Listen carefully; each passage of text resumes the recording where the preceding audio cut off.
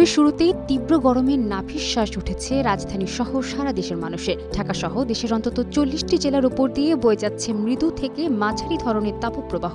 তবে এরই মধ্যে স্বস্তির খবর দিয়েছে আবহাওয়া অধিদপ্তর। 4 জুন থেকেই সারা দেশে বৃষ্টি বাড়ার সম্ভাবনা রয়েছে, যার ফলে কমতে পারে গরমের তীব্রতা। বৃহস্পতিবার 4 জুন থেকে সারা দেশে বৃষ্টিপাত বাড়লে কমতে পারে গরমের তীব্রতা। এ বিষয়ে আবহাওয়াবিদ ডক্টর মোহাম্মদ আবুল কালাম মল্লিক বলেন, এল নিনোর প্রভাবে বাংলাদেশের তাপমাত্রা স্বাভাবিকের চেয়ে কিছুটা বেশি থাকবে। আসার কথা হলো, আজ থেকে সারা বাংলাদেশে বৃষ্টিপাতের তীব্রতা একটু একটু করে বাড়তে পারে।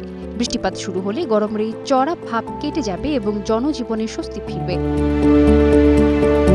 আবহাওয়া অফিস জানায়, বগুড়া, টাঙ্গাইল, ময়মনসিংহ এবং সিলেট অঞ্চলের উপর দিয়ে পশ্চিম বা উত্তর পশ্চিম দিক দিয়ে ঘন্টায় 45 থেকে 60 কিলোমিটার বেগে দমকা অথবা ঝোড়ো হাওয়া বয়ে যেতে পারে।